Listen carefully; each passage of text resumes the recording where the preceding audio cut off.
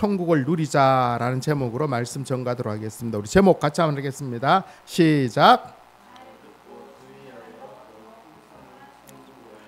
자, 아멘. 지난주일에 우리는 씨 뿌리는 비유를 살펴보았는데 오늘 두 번째 하나님 나라의 비유로 말씀하신 예수님께서 등불 비유에 대해서 살펴보도록 하겠습니다. 오늘 보면 16절 우리 다시 한번 같이 읽어볼까요? 시작. 누구든지 등불을 켜서 그릇으로 덮거나 평상 아래에 두지 아니하고 등경 위에 두나니 이는 들어가는 자들로 그 빛을 보게 하려 함이라. 아멘. 지금은 우리가 해가 떨어지고 어두워지면 어떻게 하죠? 전기가 들어와 있으니까 스위치를 그냥 켜면 돼요. 그럼 불이 밝아지죠, 그렇죠? 그렇지만 예수님 당시에는 이런 전기가 아직 들어오지 않았기 때문에 해가 져서 어두워지고 그래서 방향을 알 수 없고 무언가를 사물을 분별하기 어려울 때 그때는 어떻게 했을까 하면 바로 등불을 켰습니다. 등불. 우리가 잘 아는 그런 어떤 심지가 있는 작은 등불들을 켰는데 그 등불을 켜야지만 제대로 길을 볼 수도 있고 사물을 분별해 낼 수도 있었던 것입니다. 근데 어떤 사람이 어두워져서 등불을 켰는데 그 등불을 하나 켜놓고는 그 등불 위에다 그릇을 덮는 사람은 없겠죠, 그죠? 그리고 그 등불을 켜서는 저 책상 밑에다 두는 사람도 없겠죠, 그죠?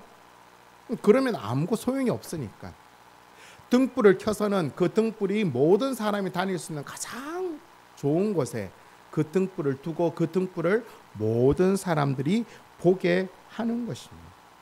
그래야지만 등불이 제대로 된 의미가 있게 되어지는 거죠. 이것이 우리가 지금 읽었던 16절 등불의 비유입니다. 이 등불의 비유 내용도 지난주 씨 뿌리는 비유와 같이 아주 표면적으로는 이해가 너무나 쉽습니다. 그렇지 다 이해되죠, 그죠? 하지만 이 또한 비유로 말씀하셨다는 것은 예수님께서 이 등불을 이야기하려고 하는 게 아니라 등불을 통해서 하나님 나라를 말씀하려고 하셨다는 것입니다. 그렇다면 예수님께서 이 등불을 통하여서 하나님 나라를 말씀하셨던 그 하나님 나라가 어떤 모습일까? 오늘 보면 17절에 그 비유 나오는데 17절 우리 같이 읽겠습니다. 시작. 숨은 것이 장차 드러나지 아니할 것이 없고 감추인 것이 알려지지 나타나지 않을 것이 없느니라. 아멘. 이거는 당연하죠, 그죠? 빛이 비치면 어둠 속에 감추어져 있던 것들은 분명하게 나타나게 됩니다. 어두울 때는 아무도 그 정체를 정확하게 알 수 없지만 빛이 비치면 반드시 그 정체를 정확하게 알 수 있다는 의미입니다. 이 말씀을 통하여서 예수님께서 말씀하시고자 하시는 하나님 나라는 죄로 가득한 이 땅 가운데 숨겨져 있고 감추어져 있어 드러내지 못하는 참된 구원의 길로 인도하는 진리의 빛을 등불로 나타내려고 하셨다라고 말씀하고 있는 것입니다. 이 등불의 비유를 이 하나님 나라의 비유로 정확하게 이해하기 위해서는 우리가 하나를 알아야 되는데 그 하나가 뭐냐면 이 등불이 뭐냐 하는 거예요. 등불이. 아까 앞에서 말씀드린 등불이 어두울 때 등불을 켜는 등불의 용도가 뭐였어요? 밝아짐으로 말미암아 무엇인 정확하게 분별도 하고 방향도 찾게 되어지는 거죠, 그렇죠? 그렇다면 예수님께서 이 등불을 통하여 하나님 나라를 말씀하신 것은 이 등불이 무언가가 가장 중요해. 이 등불은 크게 두 가지로 살펴볼 수 있는 첫 번째는 예수님이라고 할 수 있고 또 하나는 예수님을 믿는 구원받은 하나님의 사람이다라고 할 수 있는 것입니다. 자, 이 두 가지를 우리가 한번 살펴보려고 합니다. 먼저 등불을 예수님이라고 할 때 어떻게 알 수 있을까? 이 등불을 예수님이라고 할 때 오늘 보면 아까 읽었던 17절 말씀을 풀어보면 예수님께서는 이 땅의 구원자 메시아로 오셨습니다. 그렇죠, 그렇죠? 모든 사람을 대신하여 그들의 죄를 사하여 주고 십자가에서 죽으심으로 말미암아 영원한 구원의 길로 인도하시기 위해서 이 땅에 오신 것입니다. 이 일은 사실 엄청나게 위대한 일이죠, 그렇죠? 또한 당시 이스라엘 백성들에게는 오랫동안 기도했던 굉장히 중요한 일이에요. 이 놀라운 일을 위해서 예수님께서 이 땅에 오셨음에도 불구하고 이스라엘 백성들은 그런 예수님을 제대로 인정하지도 않았고 믿어주지도 않았고 받아주는 사람도 아무도 없었습니다. 대놓고 그랬죠, 그렇죠? 우리 요한복음 1장 9절부터 12절까지 읽어볼까요? 시작. 참빛 곧 세상에 와서 각 사람에게 비추는 빛이 있었나니 그가 세상에 계셨으며 세상이 그를 알지 못하였고 자기 땅에 오매 자기 백성이 영접하지 아니하였으나. 예수님께서 공생애를 시작하시면서 끊임없이 뭐라고 말씀하셨어요? 환자도 고치고 귀신도 쫓아내시고 죄도 사하시면서 끊임없이 나는 메시아다, 나는 구원자다라고 계속해서 강조했지만 사람들은 그걸 믿으려고 하지 않았어. 안 믿는 정도가 아니라 나아가서는 어떻게 했어요? 예수님을 덮으려고 했어. 덮으려고. 왜 그렇게 했을까요? 그들이 예수님을 덮으려고 했고 예수님 말을 믿지 않았던 가장 중요한 이유는 예수님이 비치시는 그 빛이, 그 진리의 빛을 원치 않았기 때문에 그래요. 그 빛이 비추어져서 자기들의 뭔가 잘못된 것들이 나타나지는 것들을 원치 않았던 것입니다. 그래서 어떻게 했어요? 그들은 계속 어둠으로 피하면서 예수님을 그 어둠으로 덮으려고 했던 것입니다. 감추려고. 그렇죠, 그죠?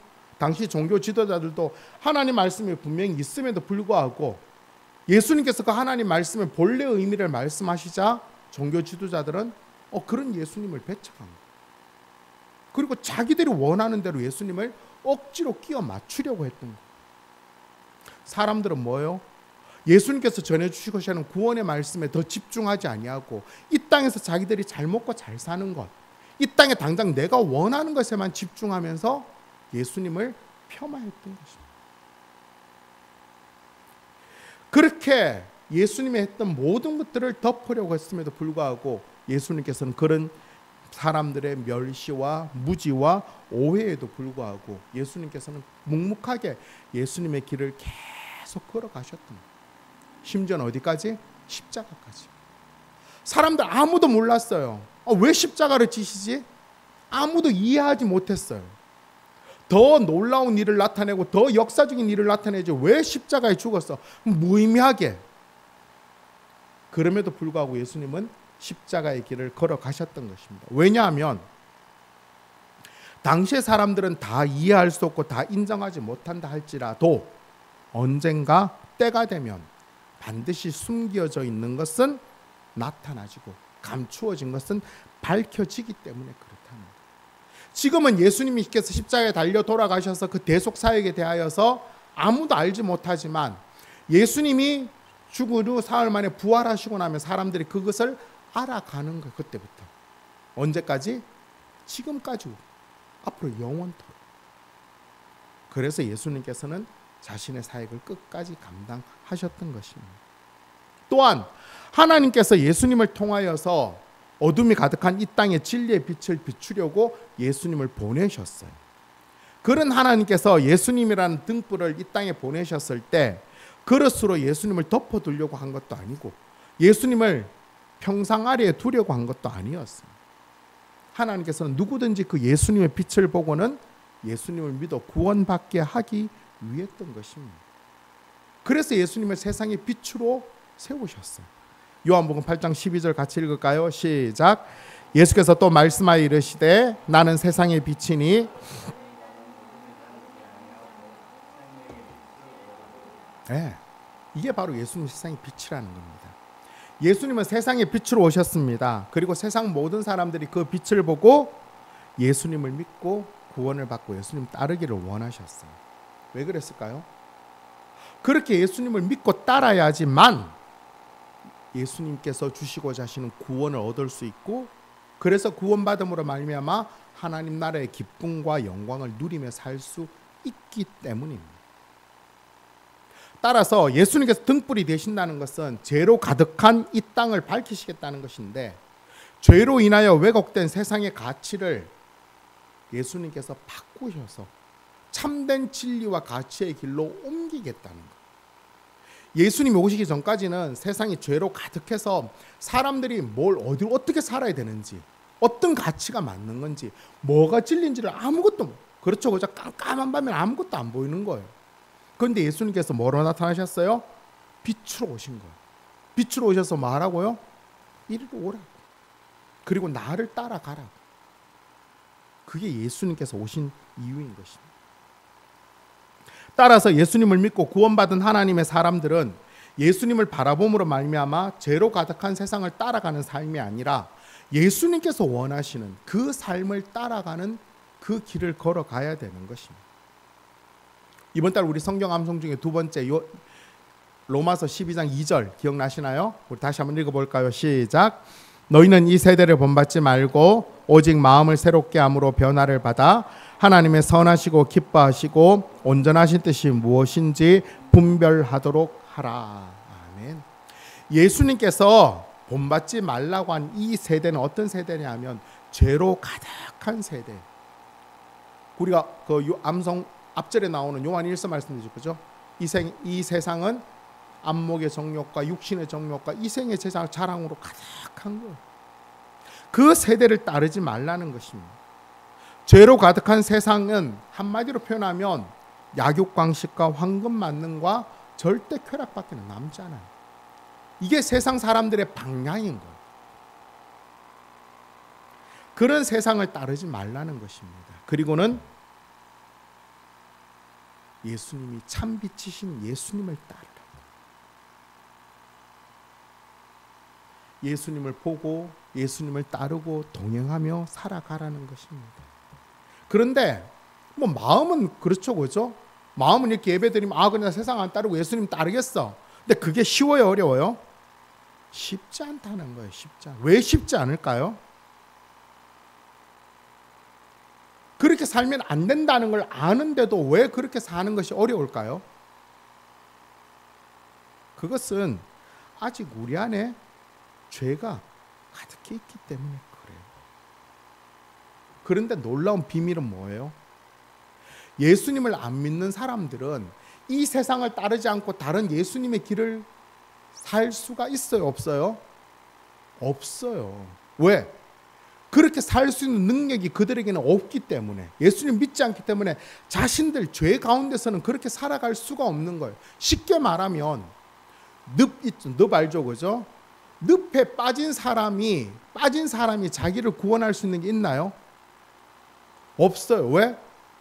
늪은 그냥 다 빨아들이니까 그 속에서 아무리 발버둥을 치고 아무리 힘을 하고 노력을 해도 늪에 빠져서는 나올 수가 없어요. 하지만 예수님을 믿는 사람들은 달라요. 그 안에 예수님이 계시기 때문에. 늪에 빠진 사람들이 늪에서 빠져나올 수 있는 유일한 방법은 뭐예요? 늪에 한번 빠져봐야 할 생각요. 늪 바깥에 자기를 건져낼 만한 든든한 힘이 되는 줄을 잡고 있는 사람은 늪에서 빠져나와요. 바깥에 그런 연결고리가 없으면 늪 안에서는 살 수가 없어요. 그냥 늪은 빠지는 거예요.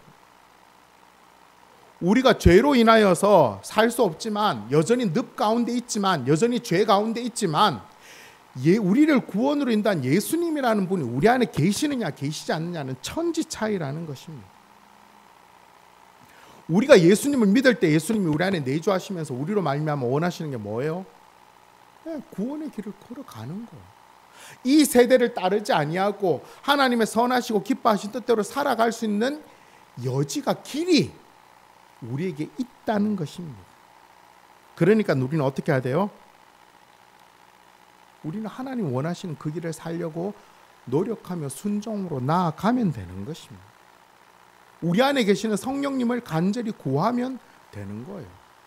우리가 늪에 빠질 때 계속 늪 이야기를 하는데, 옆 누군가가 우리가 늪에 빠졌는데 나무 짝대기를 넣었어요.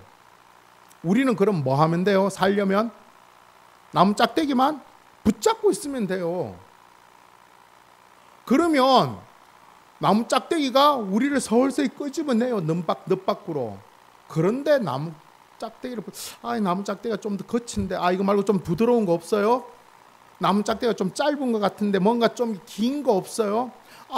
그러니까 이 나무 짝대기를 잡고도 늪에서 빠져나오는 게 너무 힘든데 좀 편안하게 할 수 있는, 이런 따위게 다 필요 없는 거예요.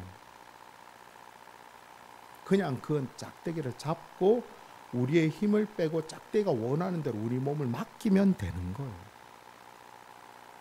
그러면 사는 거예요. 우리가 죄로 가득한 이 세상, 그 세상 가운데서 하나님 원하시는 그 삶을 살기 위해서는 그 방법밖에 없는 것입니다. 우리의 생각을 내려놓고 내 계획을 내려놓고 하나님 원하시는 그 삶을 따라가는 거예요. 그래서 뭐라고 했어요? 마음의 변화를 받아.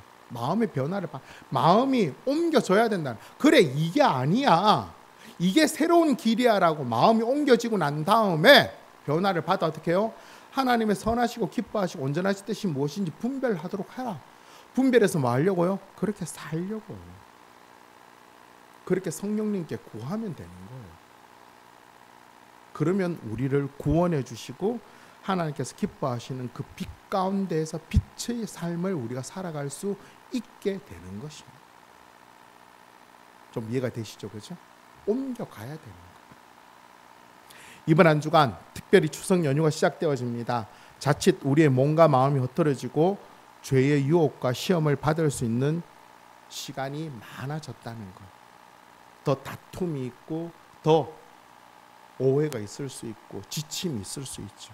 하지만 이번 한 주간 항상 빛 대신 예수님을 생각하고 동행함으로 말미암아 이 세대의 유행을 따르지 말고 하나님의 선하시고 기뻐하신 뜻이 무엇인지를 우리가 매일매일 분별해 냅시다.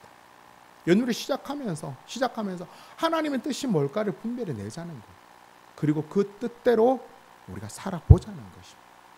그래서 빛 가운데 삶으로 말미암아 우리가 하나님 나라의 기쁨들을 누리며 살아가는, 그것을 맛보는 그런 저와 여러분 되시기를 간절히 바랍니다. 아멘. 첫 번째 등불을 누구라 봤다고 했어요? 예수님이라 봤어요. 두 번째는 뭐로 본다고요? 등불을 구원받은 하나님의 사람들로 본다면 예수님을 믿는 사람들은 바로 이 등불이라는 것에서 정체성과 삶의 목적이 규정되어지는 거예요. 자, 오늘 본문과 병행구의 마태복음 5장 14절 15절 같이 한번 볼까요? 시작. 너희는 세상의 빛이라.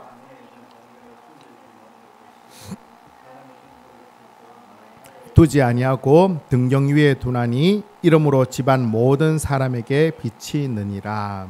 아멘. 예수님 스스로 자신을 세상의 빛이라고 하셨는데 예수님께서는 예수님을 믿어 구원받는 하나님의 사람들, 곧 예수님의 사람들, 너희도 세상의 뭐라고요? 빛이다 라고 말씀하셨습니다. 그런데 우리 솔직히 예수님이 세상의 빛이라고 하는 것은 인정이 쉽게 돼야 안 돼요? 진짜 되죠, 그죠? 그런데 우리가 세상의 빛이다 라고 하면 인정이 돼요, 안 돼요? 뭔가 좀 불편하죠, 그죠? 이런 빛은 없을 것 같아요. 왜 그렇죠? 우리 안에 어두운 부분이 너무 많기 때문에. 내가 그냥 빛이라고 하기에는, 감히 예수님이 세상의 빛인데 내가 세상의 빛이다라고 하기에는 예수님이 아무리 그렇게 이야기하심에도 불구하고 우리는 좀 그거는 아니지 않을까 라는 생각이 들어요.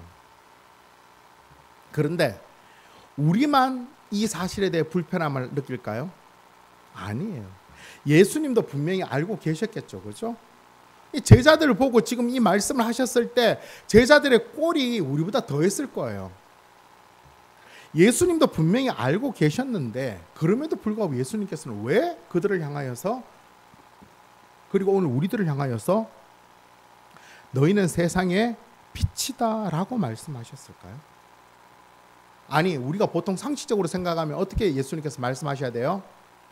너희는 세상의 빛이 되거라 라든지 너희는 세상의 빛이 될 것이다 라든지 이렇게 이야기를 해야 되죠, 그죠? 왜냐하면 지금 안 된 상황이니까 뭔가 차츰차츰 만들어질 걸 예상해야 되는데 예수님은 그러지 않고 세상의 빛이 다 라고 말씀하셨어요. 왜 그렇게 하셨을까요? 이거는 지난주에 나오는 씨 뿌리는 비유와 똑같이 설명할 수 있는 거예요. 우리가 지난주에 그 네 가지의 밭을 이야기하면서 첫 번째로 나누었던 게 결실하지 못하는 밭과 결실하는 밭으로 나누어지죠, 그렇죠? 자, 결실하는 밭을 우리가 생각해 볼 때 좋은 땅, 옥토라고 이야기하는데 그 땅이 처음부터 좋은 땅이었고 처음부터 옥토였나요? 아니었죠, 그렇죠? 어떻게 했어요? 주인이 그 땅을 경작하고 갉고 그 땅의 불순물들을 몰아내고 난 다음에 되어진 것입니다. 그 밭에 씨가 떨어져서 그 씨가 열매를 맺으면 그 씨의 생명력이 살아나도록 그 밭이 움직여진 거예요. 예수님을 믿었기에 결실하는 밭이 되었지만 여전히 우리 안에는 길가와 같이 딱딱한 게 있고 바위 같은 게 있고 가시 같은 것이 있는 것입니다. 하지만 우리가 예수님을 믿었다는 그 이유 하나만으로 우리 마음밭은 어떤 밭이에요? 옥토라는 것입니다. 옥토라는 거. 예수님의 씨가 떨어졌기 때문에, 예수님을 믿었기 때문에 우리 안에서는 그 예수님이 계속해서 역사되어진다는 것입니다. 내가 잘나서 그런 게 아니라 예수님 때문에 그 일들이 일어난다는 것입니다. 마찬가지죠. 우리에겐 여전히 세상의 빛된 요소보다는 어두운 요소가 우리 안에 훨씬 더 많아요. 그럼에도 불구하고 예수님께서 우리를 향해서 너희는 세상의 빛이다 라고 말씀하신 것은 우리 안에 예수님이 계시기 때문에 그런 거예요. 예수님이 계시기 때문에. 그 예수님이 우리 안에서 빛된 삶을 드러내시겠다는 것입니다. 이제는 세상이 빛인데 그 빛으로서 그 합당한 수준의 삶을 살으라 라고 말씀하시는 것입니다. 이것 또한 내 의지와 내 결단으로 내가 막 빛되기 위해서 발버둥 치는 게 아닌 거죠. 어떻게 되는 거예요? 우리 안에 계시는 성령님을 더욱 의지하고 순종하며 나아가는 것입니다. 비록 우리는 여전히 연약하고 실수하여 넘어지지만 예수님께 순종하며 예수님께서 원하시는 그 삶을 우리가 살아갈 수 있도록 조금씩 발버둥을 칠 때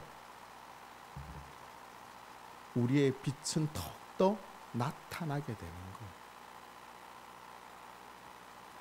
그 빛이 마태복음에 보면 어떻게 표현하고 있습니까? 산 위에 있는 동네가 숨기지 못할 것이다 라고 말해요. 무슨 말이에요? 산 위에 있는 동네를 밝히겠다는 것입니다. 우리가 볼 때는 우리를 통하여서 뭐 세상에서 하나님을 나타내고 우리가 하나님 믿는 사람으로 뭐 다른 사람들에게 영광을 이런 일이 못할 것 같아요. 여전히 우리는 성격도 뭐 같고 그다음에 이해심도 없고 잘하는 것도 없고. 그런데 어떻게 해요? 우리 안에 계시는 성령님께서 그 일을 이루시겠다는 것입니다. 그래서 이렇게 말씀하시죠. 마태복음 5장 이어지는 5장 16절 우리 같이 읽어볼까요? 시작. 이같이 너희 빛이 사람 앞에 비치게 하여 그들로 너희 착한 행실을 보고 하늘에 계신 너희 아버지께 영광을 돌리게 하라. 우리가 세상의 빛으로 해야 될 가장 중요한 사명은 바로 이겁니다. 우리의 삶을 통해서 하나님을 알지 못하는 자들에게 하나님이 어떤 분이신가를, 하나님의 영광을 돌리게 하는 것입니다. 이게 바로 하나님 나라의 비밀이에요. 하나님 나라의 비밀은 도저히 하나님께 영광 돌릴 것 같지 않은 사람에게, 그 사람이 하나님을 믿을 때 하나님께 영광 돌리는 삶으로 바뀌어진다는 것입니다. 또 하나님 나라의 비밀은 뭐예요? 예수님께 세상의 빛이라고 했고 예수님께서 우리를 향해서 너희는 세상의 빛이다 라고 할 때 예수님의 빛하고 우리의 빛하고 같은 빛일까요? 이걸 분명히 알아야 돼요. 우리 너무 잘하는 거 있잖아요, 그죠? 우리 이 전 은하계에서 빛을 드러내는 것은 뭐밖에 없어요? 태양밖에 없어요. 다른 하늘에 반짝이는 별은 어떤 거죠? 그 태양의 빛을 반사해서 나오는 거예요. 세상의 빛은 예수님밖에 없어요. 예수님께서 우리를 향해 세상의 빛이라고 하신 것은 뭐예요? 우리 안에 계시는 예수님 때문에 그런 거예요. 그 예수님 때문에 우리로 하여금 예수님께 세상에 하나님이 어떤 분인가를 드러내기를 원하고 계신다는 것입니다. 정말 잘 이해가 안 되죠, 그죠? 아, 예수님 뭐 내 삶을 통해서 저는 뭐 그런 것 못할 사람. 아니요, 예수님이 하신다는 것입니다. 이번 한 주간 빛보다는 어둠에 더 가까운 우리지만 그런 우리 삶을 통하여서 하나님이 어떤 분이신가를 예수님은 드러내기 원하고 계신다는 것입니다. 그러면 우리가 어떻게 해야 될까요? 할 수 있는 대로 힘을 기울여야 되겠죠, 그렇죠? 말을 하는 것이나 행동을 하는 것이나 우리가 뭔가를 다른 사람과 합력하는 것들, 그 모든 것에 우리가 순간순간 내 안에 계시는 예수님이 살아나도록 움직여야 되는 거죠. 그렇죠? 처음부터 막 성자같이 막 내 몸을 막 희생하고 막 이렇게 할 수 없어. 우리는 그냥 문득 성령께서 우리 가운데 마음을 두드리시면서 야, 이렇게 그냥 한번 말해보면 어때? 이렇게 한번 행동해보면 어때? 이게 더 좋아 보이네?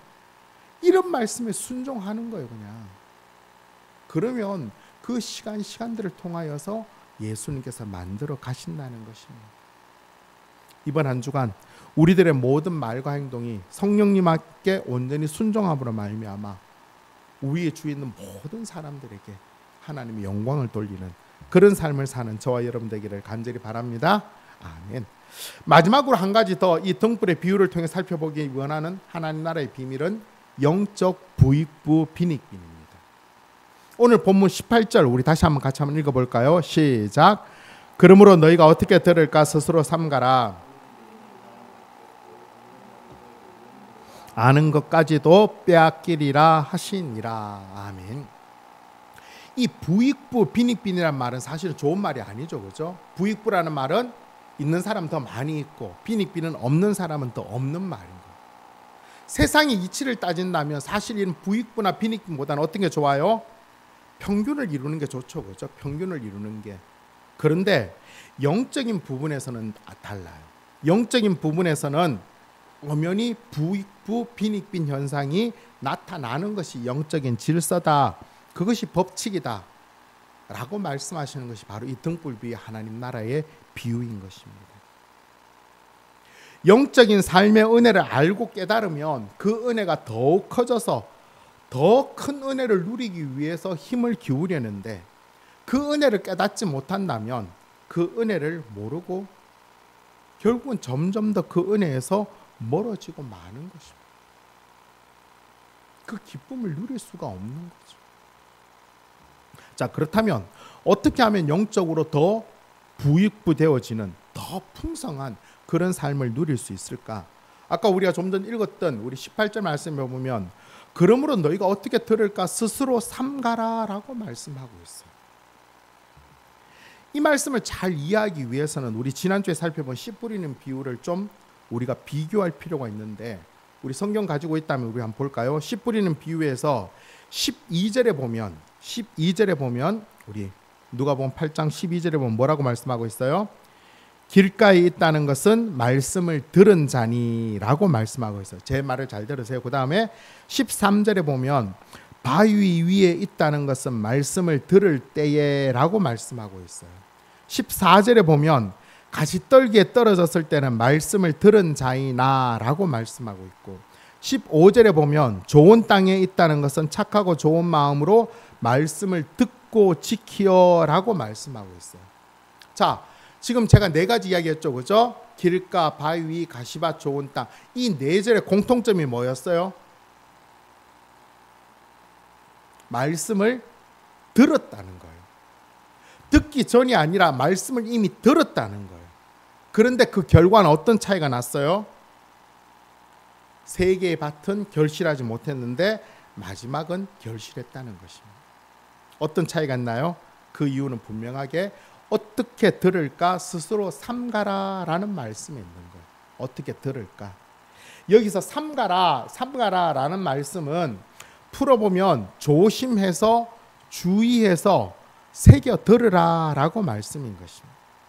즉 말씀을 듣는 것도 중요한데 그보다 더 중요한 것은 그 말씀을 어떻게 주의해서 새길 것인가. 그게 더 중요하다는 것입니다. 그리고 그 말씀이 우리를 어떻게 변화시킬까 하는 게 중요하다는 거죠. 이게 적절한 예인지 모르겠지만 우리 학교에 가면 한 60명 아이가 다 수업을 들어요. 선생님 수업을. 그런데 그 60명 아이들의 성적이 어때요? 다 달라요. 왜 다르죠? 선생님 수업을 어떻게 듣느냐의 차이인 거예요. 어떤 아이는 어떻게 들어요? 듣자 말자 어려워 덮어버리는 거예요. 근데 어떤 사람은 어떤 학생은 어때요? 선생님 말씀을 들었는데 저거 재밌네 하는데 하나만 더 들어가니까 모르겠는 거야. 에이, 치워버려. 또 어떤 학생이 있어요. 선생님 말씀 듣고 괜찮네 재밌네 하면서 조금 더 푸는데 재밌게 풀고 있는 옆에 있는 친구가 야야 놀러 가자. 그냥 덮어버리는 거야. 그런데 한 친구는 그 말을 듣고 끝까지 공부하는 거야. 듣는다는 것도 굉장히 사실은 중요한데 일단 중요하죠. 그죠? 근데 그보다 더 중요한 것은 어떻게 들어야 되는가, 그리고 그 어떻게 들어서 어떻게 적용할 건가를까지가 굉장히 중요하다는 것입니다. 그러면 우리는 어떻게 주의해서 들어야 되느냐? 성경에서 샘플 하나를 갖고 오자면 데살로니가전서 2장 13절입니다. 같이 읽어볼게요. 시작. 이러므로 우리가 하나님께 끊임없이 감사함은 너희가 우리에게 들은 바 하나님의 말씀을 받을 때에 사람의 말로 받지 아니하고 하나님의 말씀으로 받음이니 진실로 그러하도다. 이 말씀이 또한 너희 믿는 자 가운데서 역사하느니라. 아멘. 데살로니가 교회는 바울 사도의 표현에 의하자면 마게도냐와 아가야에 있는 모든 믿는 자의 본이 되는 교회라고 해서 본보기가 되는, 사실 대단한 칭찬이죠. 그렇죠? 바울 사도가 어때요? 수많은 교회를 개척하고 소아시아 지역을 여러 군데 돌아다니면서 온 땅에 다니면서 얼마나 많은 사람들을 만났겠어요. 그 중에서 얼마나 제대로 된 신앙생활 하는 사람 교회를 봤겠어요. 그런데 데살로니가 교회를 칭찬하면서 본보기가 된다는 거예요. 바울 사도가 데살로니가 교회를 향하여서 이런 교회가 되어졌다라고 할 수 있었던 그 이유가 뭘까? 그것은 바로 바울 사도가 복음을 증거할 때, 하나님 말씀 들을 때 데살로니가 교인들이 어떻게 받았다고요? 사람의 말로 받지 아니하고 하나님의 말씀으로 받았다. 이건 정말 놀라운 거예요. 왜 그러냐면 바울 사도가 지금 말씀을 증거하고 있지만 바울 사도가 말씀을 증거할 수 있는 신뢰가 지금 제대로 돼요, 안 돼요? 잘 안 되는 상황이에요. 왜? 같은 유대인들에게는 맨날 멸시를 받고 조롱당하고 그런 로마 군들에게도 마찬가지였고, 옛날에 한때 예수님 믿기 전에 정말 잘 나갔던 바울 사도 예수 믿고 난 다음에는 매일 사람들에게 돌 맞고 도둑 맞고 행색도 초라하고, 그런 바울 사도가 증거하는 예수 그리스도 하나님 말씀, 그게 쉽게 저건 하나님 말씀이야 이렇게 믿겨졌을까요? 그렇지 않아요. 그런데도 불구하고 데살로니가 교인들은 저거는 하나님의 말씀이야 라고 했던 거예요. 하나님 말씀으로 받았다는 건 뭐예요? 그 말씀대로 살려고 자신의 삶을 변화시켰다는 거예요. 그러니까 어떻게 돼요? 그 말씀이 그들의 삶 가운데서 변화된 역사를 일으켜내는 것입니다. 이것으로 인하여 데살로니가 교회는 마게도냐와 아가야의 모든 자들에게 본보기가 되었다라고 말씀하고 있는 것입니다. 이게 정말 중요하죠. 그렇죠? 씨 뿌리는 비유에서 길가나 바위 위나 가시밭 쪽에서 결실하지 못했던 이유는 뭐예요? 하나님 말씀을 들었고 하나님 말씀이 떨어졌음에도 불구하고 그들이 그 하나님 말씀 앞에 온전히 순종하며 결실하는 데까지 나아가지 못했던 거예요. 그냥 자기 자신이 좋았던 그대로만 그냥 멈춰버린 거예요. 말씀을 듣고 어떻게 순종하느냐, 어떻게 그 말씀대로 살아가느냐, 그 말씀이 얼마나 내가 하나님 말씀으로 인정하느냐에 따라서 그의 영적인 삶은 부익부가 되느냐 빈익빈이 되느냐를 우리가 나누어질 수 있다는 것입니다. 우리가 예배를 드릴 때도 마찬가지죠. 목사를 통하여서 말씀을 하지만 그 말씀을 보면서 저거 그냥 목사가 그냥 대충 보고 그냥 설교해서 하는 거야 라고 생각하는 사람은 100년 200년 설교를 듣고 예배를 드려도 소용이 없죠. 그죠? 목사를 통하여서 하나님께서 하시는 말씀이야 라고 듣고 그 하나님 말씀에 온전히 순종할 때 내 삶의 말씀의 역사가 이루어지는 거예요. 그렇다고 목사 말이 100% 목사가 하는 말 중에서 하나님 말씀을 온전히 분별해서 그 말씀대로 살아가는 것입니다. 그럴 때 내 삶은 점점 더 풍성해지는 삶을 누리게 되는 거예요. 그게 바로 영적 부익부와 하나님 나라의 비밀인 것입니다. 그렇죠, 그렇죠. 신앙생활을 하면서 우리가 성경 공부를 할 때나 성경을 읽을 때도 성경을 집에서 그냥 보면서 한두 절 보면서 묵상을 할 때도 이게 정말 하나님 말씀이 이렇구나 라고 하면서 그 말씀대로 살려고 우리가 인정하고 발버둥 치면 우리들 영적인 삶은 점점 더 부익부해지는 거예요. 그런데 그렇게 살지 않고 그냥 쓰여진 거지 뭐. 짠에 똑똑하다고 그 이스라엘 다른 나라 그 민족의 역사 그게 뭐가 중요해? 이렇게 하면서 대충 건성으로 있는 자는 오늘 본문 말씀에 우리 이야기하고 있죠, 그렇죠? 그 있는 줄로 아는 것까지도 있다는 거예요, 없다는 거예요? 없는데 마치 뭐가 있는 것처럼 착각하고 있는 것도 없어져 버린다는 거예요. 그래서 정말 이 부분은 우리가 긴장하며 들어요. 하나님 나라의 비밀입니다. 이번 한 주간 오늘 우리가 들었던 하나님 말씀, 아니가 읽었던 하나님 말씀, 묵상했던 하나님 말씀, 그 말씀이 정말로 하나님 말씀이라고 우리가 인정하고 그 말씀 가운데 내가 적용해야 될 것들을 분명히 적용하여서 더 풍성한 은혜의 삶, 영적으로 더 부익부한 삶을 온전히 살아가는 그런 저와 여러분 될 수 있기를 간절히 바랍니다. 아멘. 말씀 맺도록 하겠습니다. 오늘 설교 제목이 기억나시나요? 뭐죠? 어떻게 하면 무엇을 잘 듣고 주의해야 될까요? 하나님의 말씀입니다. 세상의 빛으로 오신 예수님께서 이 땅에 오신 그 하나님의 통치가 이루어지는 하나님 나라를 우리는 잘 들어야 되는 거예요. 예수님께서는 어떠한 죄인이라도 예수님 믿고 예수님을 구세주와 주님으로 고백하는 자들에게는 하나님의 나라에 들어가게 하시고 그 나라의 기쁨과 평안과 승리와 영광을 누리게 하셨던 것입니다. 하지만 죄로 왜곡된 이 세상에서 예수님을 믿고 예수님이 이루신 하나님 나라를 누리며 산다는 것은 결코 쉽지가 않아요. 왜 그렇죠? 사탄이 그걸 내버려 두지 않는 거예요. 예수님 믿어서 예수님 주시는 그 영원한 것들을 누리면서 막 살아야 되는데 사탄이 그걸 원치 않아서 어떻게 하든지 그 모든 삶들을 다 피폐하도록 만들어 버리는 거예요. 하지만 선택하셔서 예수님을 믿게 하신 하나님께서는 하나님 택하신 자들을 영원토록 책임져 주시는 것입니다.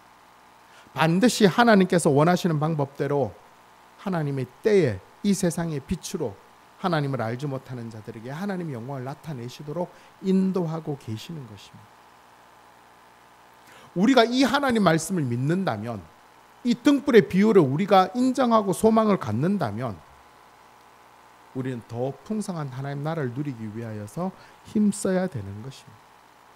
힘쓴다고 내 의지로만 만들어 계시는 게 아니라 내 안에 계시는 성령님, 내 안에 계신 예수님과 온전히 소통하는 것입니다. 말씀과 기도를 통하여서 하나님 뜻이 무엇이고 묵상을 통하여서 하나님과 함께 동행하는 것입니다. 그렇다면 우리는 점점 더 풍성한 하나님 나라를 누려갈 수 있겠죠, 그렇죠? 하지만 예수님을 믿는다고 하면서도 도대체 기도의 기쁨이 뭔지, 찬양의 기쁨이 뭔지, 감사의 평안이 뭔지를 전혀 모른다면 예수님을 믿는 게 정말 힘겹고 지치고 낙심될 수밖에 없어요. 예수 믿는 게 지겨워 죽겠어요. 매일 아침에 좀 더 자고 싶은데 막 일어나서 교회 가야 되고 막 잘 알아듣지 못하는 소리 자꾸 하고 잘 모르는 찬양만 자꾸 부르고 그러면 예수님 믿는 게 점점 더 어려워지는 거예요. 그러면 뭐예요? 있다고 착각하는 것마저도 없어져 버리는 거예요. 한때 누렸던 구원의 기쁨과 은혜도 점점 상실한 그런 삶을 살 수밖에 없는 거예요.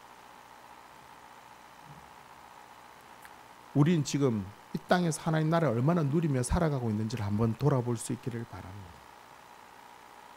세상의 즐거움과 기쁨과는 비교할 수 없는 하나님 나라의 기쁨과 평안과 승리와 영광을 얼마나 누리면서 그런 신앙생활들을 하고 있습니다.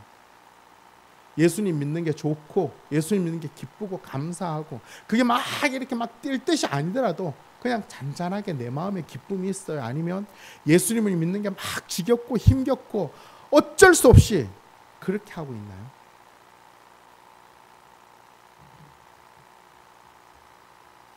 오늘 예배를 통하여서 우리가 세상의 비침을 분명히 깨닫고 우리를 세상에 빛되게 하신 그 예수님을 온전히 믿고 예수님과 동행하는 삶을 살아갈 수 있기를 바랍니다. 그래서 이번 한 주간 빛 가운데 거함으로 말미암아 우리의 착한 행실을 통하여 우리의 많은 사람들이 우리 주위의 많은 사람들에게 하나님께 영광을 돌리는 그런 삶을 살도록 합시다. 그들의 입으로 막 하나님 찬양하고 이런 거 원해 이런까지 안 가더라도 괜찮아요. 그냥 그들 마음속을 흐뭇하게 해줄 수 있는 그런 삶을 사는 것입니다. 그래서 예수님을 믿는 것이 정말 기쁘고 행복한, 그래서 더 풍성한 그런 하나님 나라를 누려가기 위해서 더 힘쓰고 더 애쓰고 그렇게 살아가는 것입니다. 그러기 위해서 어떻게 해야 되죠? 예수님 우리 가운데 다 온전히 임재하도록 더 풍성한 은혜들을 나타내 달라고 그렇게 간구하며 나아가는 것입니다. 이번 한 주간 그 빛 대신 예수님을 온전히 우리가 완전히 받아서 그 은혜와 그 기쁨과 그 승리와 영광을 더 풍성히 누리는 저와 여러분 우리 모두 되시기를 예수님의 이름으로 축원합니다. 아멘. 오늘 말씀 생각하며 우리 부르기를 원하는 찬양은